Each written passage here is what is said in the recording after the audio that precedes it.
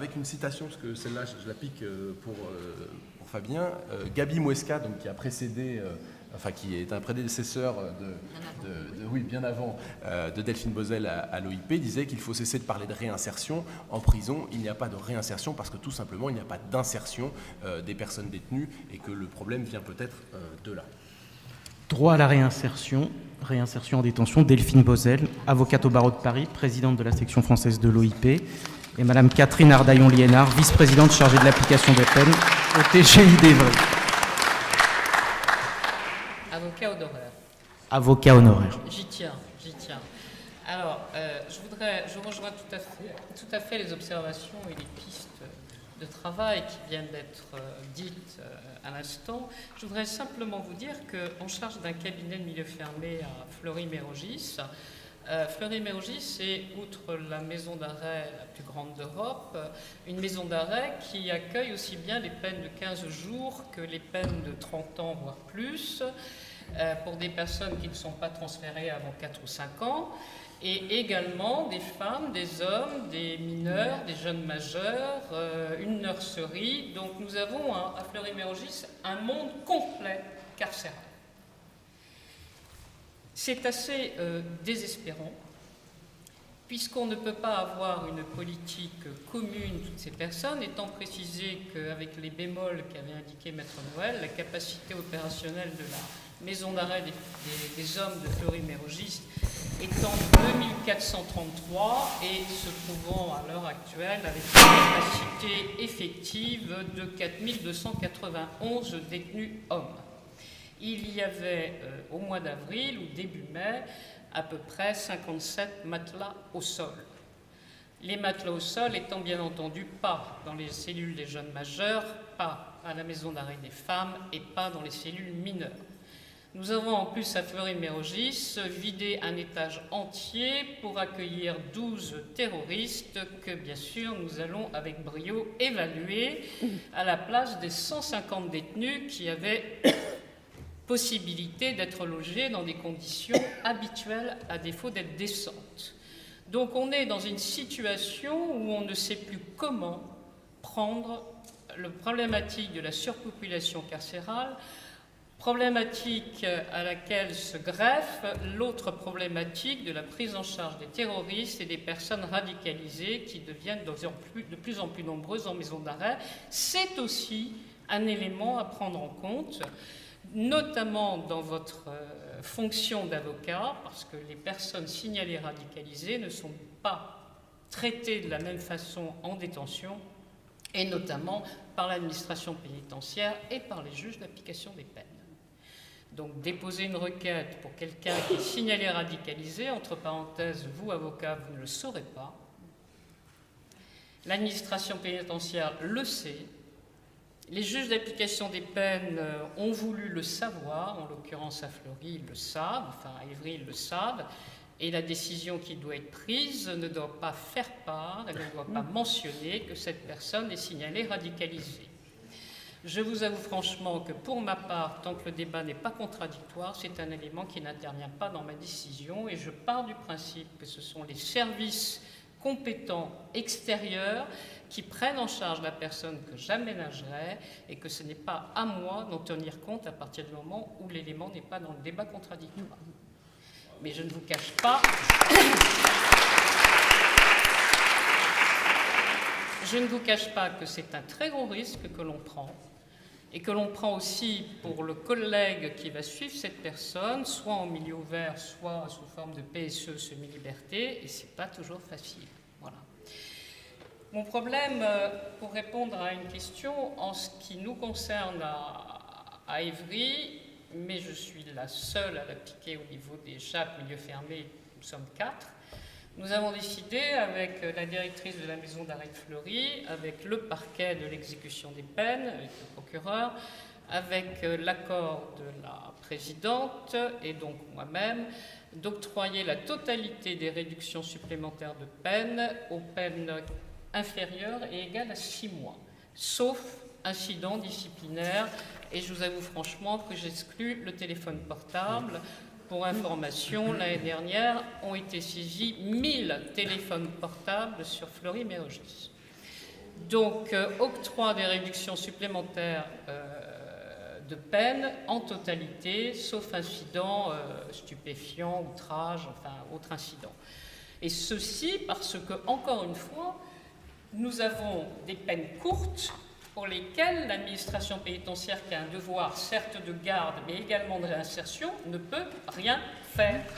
Avec le bénéfice des crédits de peine automatiques, avec éventuellement effectivement les réductions supplémentaires de peine, avec la pauvreté des moyens intérieurs, avec la surpopulation carcérale, avec les temps d'attente à la CPU pour voir si oui ou non vous pouvez être inscrit au travail, parce que vous êtes incarcéré au mois de février, ben non, la scolarité c'est pas possible, vous avez une peine de 6 mois, vous allez sortir dans 4 mois, donc vous n'irez jamais scolarité. La seule chose éventuellement qu'ils peuvent faire avec des peines jusqu'à 6 mois, c'est la bibliothèque, c'est le sport, éventuellement 1 ou 2 semaines de travail quand vraiment il y a une pénurie et qu'il y a une recrudescence de contrats, ce qui n'est pas franchement le cas souvent à Fleury-Mérogis.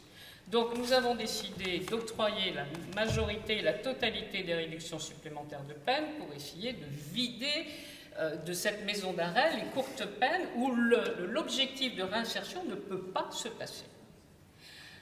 À Fresnes, ils ont eu une initiative qui est excellente, mais que je n'arrive pas à mettre en place à Fleury-Mérogis, c'est que dès que la personne arrive, courte peine, ou même un peu moins courte peine, ils sont vus par quelqu'un du SPIP, ils ont des documents.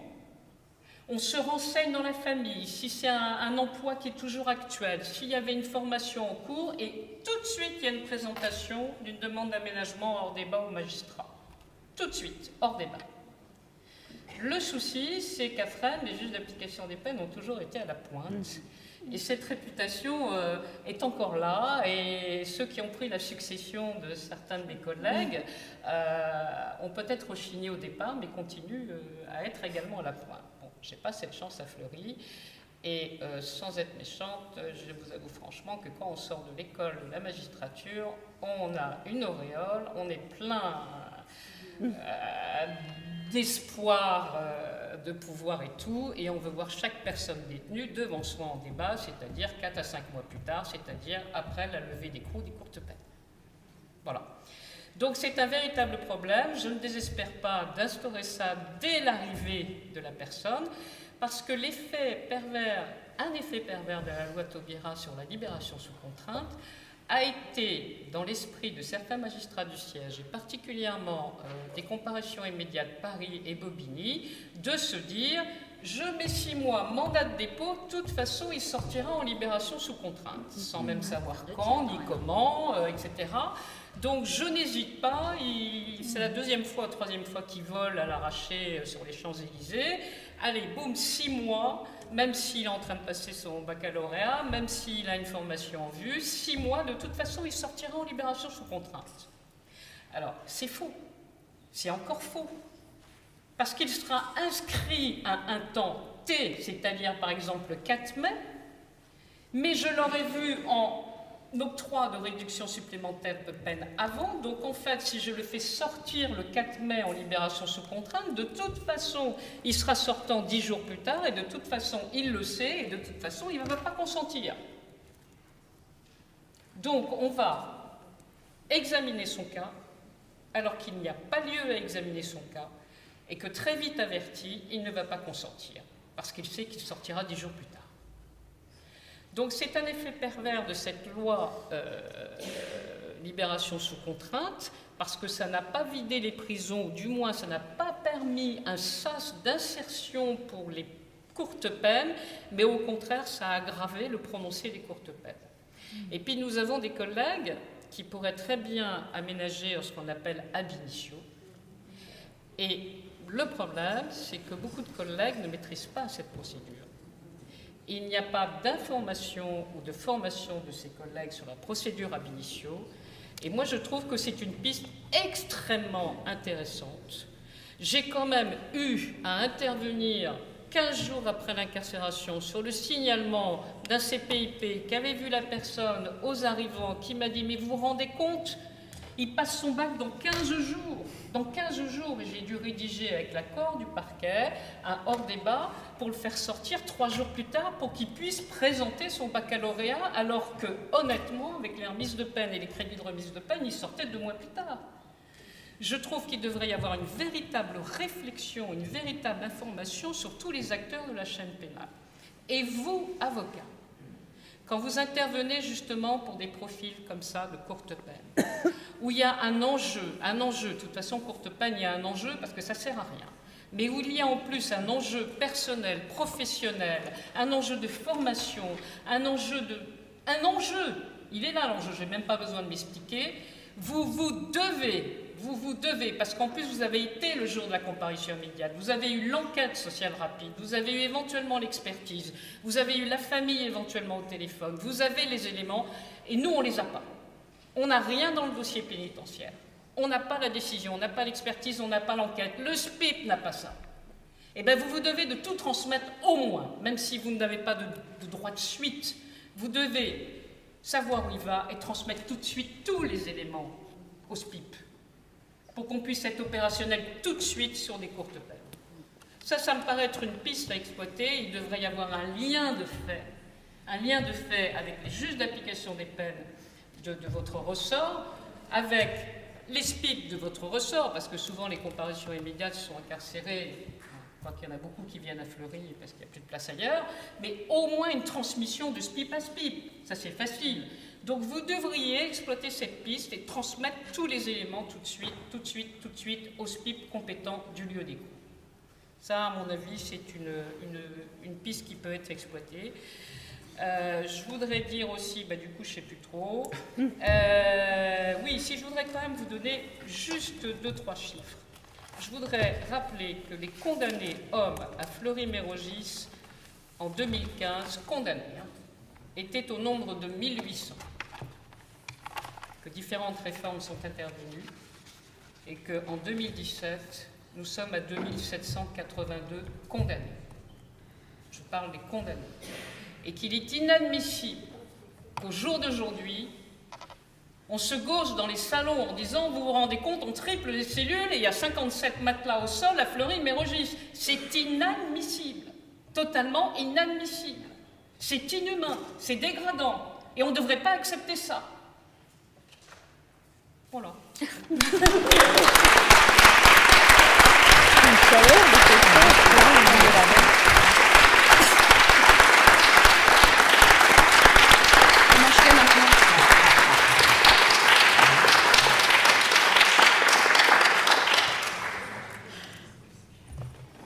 Comment je fais maintenant? Je prends. Merci Catherine, parce que je pense qu'effectivement c'est important. Alors, moi j'entends un certain nombre de choses que tu évoques et je me dis qu'on aimerait aussi rencontrer des juges de l'application des peines comme ça, un peu partout, parce que sur les courtes peines, et je vais évacuer cette question parce que je pense qu'on a été... enfin voilà, ne serait-ce que le hors-débat, c'est très difficile et de plus en plus compliqué de pouvoir avoir des magistrats qui acceptent d'octroyer un aménagement de peine, effectivement, sans voir la personne... Je voudrais évacuer les courtes peines parce que on en a déjà beaucoup parlé et me rapporter à l'article 707-2 du Code de procédure pénale, qui me semble être un élément, un article qui prévoit, et ce sera la première lecture que je vous ferai, le régime d'exécution des peines privatives et restrictives de liberté vise à préparer l'insertion ou la réinsertion de la personne condamnée, afin de lui permettre d'agir en personne responsable, respectueuse des règles et des intérêts de la société, d'éviter la commission de nouvelles infractions. Et ce régime est adapté au fur et à mesure de l'exécution de la peine, en fonction de l'évolution de la personnalité, de la situation matérielle, familiale, sociale de la personne condamnée, qui font l'objet d'évaluations régulières. Madame Hazan, tout à l'heure, vous aviez parlé déjà de finalement, cette insertion qui était une des fonctions de la peine, et de l'article 130-1 du Code pénal en parle, en disant que c'est une des missions, cette réinsertion, et on nous interroge sur le droit à la réinsertion. Au risque d'être un petit peu polémique, je pense qu'il n'y a pas de droit à la réinsertion. Les courtes peines, on l'a vu, après tout, elles rentrent et puis elles vont ressortir, c'est très compliqué de faire quelque chose. Sur des peines un peu plus longues, je dirais qu'on a un objectif à la réinsertion. Sortir de détention dans une situation meilleure que lorsqu'on y est rentré. Est-ce que c'est utopique ? En tous les cas, on peut croiser quelques personnes, mais c'est rare. Sortir de détention dans une situation identique à celle dans laquelle on est rentré, c'est aussi un objectif. Sortir de détention dans une situation pire, parce qu'on a perdu son emploi, parce qu'on a divorcé, parce que la famille vous a abandonné, parce que les amis vous tournent le dos, parce que ça arrive régulièrement. Et cet article 707 est un élément que moi je plaide souvent devant les juges de l'application des peines en leur disant que lorsqu'on veut et qu'on vise à préparer l'insertion ou la réinsertion de la personne condamnée afin de lui permettre d'agir en personne responsable, respectueuse des règles et des intérêts, ça n'est pas simplement de lui dire qu'on va lui donner un aménagement de peine parce que c'est une mesure de faveur et qu'on va lui faire un cadeau. L'aménagement de peine n'est pas un cadeau. L'aménagement de peine n'est pas une faveur. L'aménagement de peine, et Catherine, tu le disais tout à l'heure, c'est une autre manière d'exécuter la peine. L'OIP a, au moment de la conférence de consensus en 2013, qui a abouti à cette loi plus d'un an et demi après, plaidé pour une libération conditionnelle automatique à 2/3. Ça peut faire débat, mais une libération conditionnelle automatique, ça veut dire qu'à partir du moment où la personne elle rentre en détention, on se préoccupe de ce qu'elle va devenir et qu'on va utiliser ce temps de détention pour lui permettre, à 2/3 de sortir, mais elle aura été préparée en amont. Cette sortie aura été préparée. Et c'est compliqué. Alors, bien sûr qu'on a toutes ces difficultés autour de la surpopulation, vous en entendez tout le temps parler, et que ça nous complique considérablement la situation dans les maisons d'arrêt où on n'a pas que des courtes peines.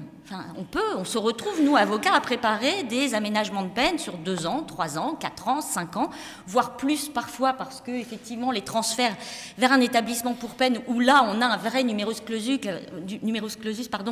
donc il faut attendre en maison d'arrêt, être bloqué en maison d'arrêt, qu'une place se libère dans un centre de détention ou dans une maison centrale, et qu'on se retrouve finalement avec des personnes qui arrivent à être aménageables, et on prépare l'aménagement de peine en maison d'arrêt sur des peines plus longues. Et qu'est-ce qu'on va proposer ? Il n'aura pas travaillé. Pas de travail. S'il est tout seul, s'il est isolé, il n'y a pas d'indemnisation de la partie civile. Et donc, on va se retrouver avec des difficultés d'obtention de remise de peine supplémentaire. Voilà. Vous avez des magistrats de l'application des peines qui, en débat, disent « Bon, ok, vous avez fait la demande, donc on considère que vous avez montré patte blanche. » Et tout à l'heure, M. Morel-Darleux disait « se tenir à carreau. » Se tenir à carreau. Alors, je ne vais pas dire qu'on m'a bridée, mais j'avais envie de réagir quand il a dit un certain nombre de choses tout à l'heure. Mais se tenir à carreau, qu'est-ce que c'est ? C'est respecter le règlement intérieur. Alors, voilà, le règlement intérieur, il n'en a pas forcément totalement toujours connaissance, mais j'en viens à ma deuxième lecture. Parce que j'ai une phrase de Cyril Canetti, et vous la retrouverez dans un article de Libération du 21 janvier 2014, que je trouve très importante et que je n'hésite pas aussi parfois à plaider, que ce soit devant des magistrats correctionnels, des magistrats... quand je travaille avec les détenus sur leur impulsivité, je leur dis de rester en colère. S'ils abandonnent toute capacité à penser, à résister, à s'indigner, ils sont morts. Le tout étant ensuite d'apprendre à maîtriser cette colère. Je crois, et je suis extrêmement polémique et je regrette que l'administration pénitentiaire, mais je crois que c'est ce qu'ils veulent aussi, c'est des détenus morts. C'est des détenus qui ne vont pas participer à cette guérilla judiciaire, c'est des détenus qui ne vont pas, à un moment, s'insurger parce qu'ils n'auront pas réussi à travailler, parce qu'ils n'auront pas réussi à faire quelque chose de ce temps qu'ils considèrent comme perdu. Combien de fois vous avez des clients qui vous disent, que ce soit en maison d'arrêt ou en détention provisoire, mais à quoi je sers ? Qu'est-ce que je fais là ? Je m'éloigne, je sais, de mon thème, mais je crois que lorsque on a cette réinsertion qui doit être préparée, ou cette insertion, là je reprends effectivement les propos que tu évoquais de Gaby Mouesca, cette insertion, ou cette réinsertion, parce que sinon, qu'est-ce qu'on fait ? Finalement, on les laisse à un moment ressortir effectivement dans une situation qui va faire que de toute façon, ils vont remplir à nouveau la prison parce qu'ils n'auront pas trouvé de travail, parce qu'ils n'auront pas... Et donc, on est sur un cercle vicieux. Vous évoquiez tout à l'heure, monsieur le bâtonnier, la création aussi de ces quartiers de préparation à la sortie. à l'OIP, on a une position qui est très claire et qui est un peu scandalisée finalement sur le concept même d'accepter des quartiers pour courte peine. Parce que c'est ça, c'est soit ceux qui arrivent à 3 ou 4 mois de la fin de peine ou des courtes peines. Ça veut dire qu'on accepte même le principe de l'incarcération de la courte peine. 22 000 personnes sur les 70 000 qui occupent les prisons françaises sont des personnes qui purgent des peines inférieures à 2 ans. 22 000. On est en surcapacité de 15 000 personnes à peu près. Ouais. Ces personnes bénéficieraient d'un aménagement de peine. Et on est à peu près à 18 000 sur des peines inférieures à 1 an. Donc qu'on soit en état de récidive ou pas. Ces personnes bénéficieraient d'alternatives à l'incarcération ou d'aménagement de peine, nous n'aurions pas de problème de surpopulation carcérale. Et j'ai un peu tapé sur les juges de l'application des peines qui peuvent rejeter un aménagement de peine ou retirer simplement une permission ou refuser une permission de sortir parce qu'il y a eu un téléphone portable. Et sache, Catherine, que tu es, en tous les cas, qu'il y en a véritablement beaucoup qui refusent des aménagements de peine parce qu'on considère que la personne ne s'est pas tenue à carreau. Et, zut, j'ai perdu le fil, mais elle bénéficierait en tous les cas, ces 19 000 ou ces 22 000 personnes d'aménagement de peine ou d'alternative à l'incarcération. Et là, il n'y aurait plus de problème de surpopulation. Non, j'ai perdu, je suis désolée. Mais voilà, je pense que on a... Alors, après, c'est aussi toute la difficulté pour nous, parce qu'on a aussi du mal après à expliquer les politiques de... ah oui, si, parce que je voulais taper sur les juges de l'application des peines, mais évidemment, je pense que, et pour rejoindre ce que tu disais, c'est aussi de la faute des magistrats, très clairement. Enfin, je le dis maintenant que M. Morel-Darleux, parce qu'on a un petit... Et des avocats. Non, mais j'allais y venir. Mais je pense que voilà, c'est aussi les magistrats qui mettent les gens en prison. Donc à partir du moment où on a des incarcérations qui sont faites, qui sont prises, décidées, alors ils appliquent la loi, et la loi depuis une trentaine d'années prévoit la peine d'emprisonnement comme une peine de référence sur n'importe quel type maintenant de comportement. Et je crois qu'il y a aussi après une vraie question de courage politique et sur les incriminations. Maintenant, vous pouvez encourir une peine d'emprisonnement parce que vous avez alerté dans le métro par texto quelqu'un qui est à la station d'après pour lui dire qu'il y a un contrôleur. C'est fait partie des réformes de l'année dernière où vous pouvez encourir, alors en revanche j'ai un doute, entre 2 mois et 6 mois, mais ça fait partie de la criminalisation aussi maintenant de plus en plus de comportements, alors de comportements de contestation, de comportements finalement qui auparavant relayaient simplement juste l'exercice d'une liberté. Donc voilà, il y a la politique, il y a donc les magistrats, il y a nous évidemment, nous qui ne sommes pas parfois, alors peut-être en mesure ou qui ne pensons pas à plaider la peine devant le tribunal correctionnel. Donc voilà, il y a beaucoup d'éléments. Et je voulais dire, et vraiment pour en terminer, parce que Mme Poncelat, votre réflexion tout à l'heure, je crois qu'elle était effectivement importante. Et c'est ça que je voulais dire avec M. Morel-Darleux, c'est que dans cette guérilla, parce qu'il faut parler à un moment quand même du fait de... Ils sont soumis, et nos clients qui ont porté... Alors les clients, les prisonniers qui ont porté les luttes dans les années 70 ont quand même subi des représailles de l'administration pénitentiaire. Nos clients, peut-être un tout petit peu moins maintenant, parce qu'ils savent aussi qu'il y a un avocat qui est derrière, qu'il peut y avoir des associations. Mais pour autant, vous contestez, et puis on trouve que vous êtes un peu trop procédurier, bah tiens, on va se débarrasser de toi et on va t'envoyer à 600 km dans un établissement, où peut-être que tu vas aussi par la suite refaire des recours, mais voilà, et ils ont un pouvoir sur le prisonnier qui a envie à un moment de se battre et que ça peut en classer un certain nombre. Et donc, ça me semble quand même important de dire que par le moyen de ces luttes aussi, c'est un moyen pour eux, voilà, de retrouver, tu disais Étienne tout à l'heure, aussi le sentiment d'une dignité, le sentiment, et finalement aussi de participer à la réinsertion. Et de se dire à un moment, de maîtriser, d'apprendre à maîtriser cette colère, de la faire par le biais des recours, le faire par le biais, à un moment, de cette arme légale du droit. C'est un tout petit livre sur l'arme du droit de... il y aura Israël, qui parle justement aussi de toute l'évolution de ce contentieux, enfin de ces luttes qui ont été portées à un moment par des prisonniers. Et maintenant, on a la possibilité de faire ces recours. Et pour répondre à Stéphane Maugendre, parce que là je vais prendre ma casquette aussi, mais je ne le vois plus. Alors je fais autopromotion, nous avons mis en ligne un nouveau site internet, n'hésitez pas à aller voir, de l'Observatoire international des prisons, où justement il y a des fiches recours, il y a des éléments, et n'hésitez pas à entrer en contact avec nous. On ne porte pas de contentieux individuel. Maintenant, on est un peu trop... et puis c'est le boulot des avocats. Donc l'OIP est très clair en disant que les contentieux individuels, mais on peut vous aider, on peut vous donner les recours, on peut vous donner les modèles. Et je vais faire aussi, je vais en terminer parce que je pense que c'est important, mais nous avons créé aussi il y a 2 ans, et donc tu en parlais tout à l'heure Fabien, une association d'avocats spécialisée finalement dans l'exécution de peine, avocats pour la défense des droits des détenus, en fait principalement, je ne vais pas dire pénalistes parce qu'il y a des publicistes, droit pénitentiaire, application des peines, qui permettent aussi à un moment d'échanger et entre nous pour pouvoir présenter les meilleurs arguments devant les juges de l'application des peines, devant les juridictions administratives, et que tout cela fait aussi partie finalement dans la structure de cette guérilla juridique. Mais c'est important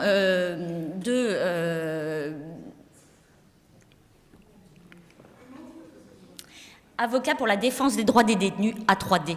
Mais voilà, c'est important de continuer et de leur dire... Et vraiment, j'en termine, mais j'ai vraiment dévié. Et je crois qu'il a quand même prononcé une phrase, moi, qui m'alerte à chaque fois pour se poser aussi après la question de faire attention à ce qu'on fait. Mais quand il dit que le contentieux est une manière de corriger nos pratiques, tout ce qu'on fait les rend plus forts quand même. Mais c'est pas pour ça qu'il faut arrêter, parce que derrière ça, il y a des hommes et il y a des femmes qui, à un moment aussi, ont besoin d'être soutenus. Il y a des hommes et des femmes qui, ont un moment, se disent que quand on utilise l'arme du droit pour défendre ne serait-ce que leur dignité, le fait qu'il y ait des textes, qu'il faut les appliquer et que la prison et que l'administration pénitentiaire n'est pas exempte de l'application de ces textes, ça permet effectivement de participer aussi à cette réinsertion. De participer, à quoi ? Respectueuse des règles et des intérêts de la société, l'application du droit.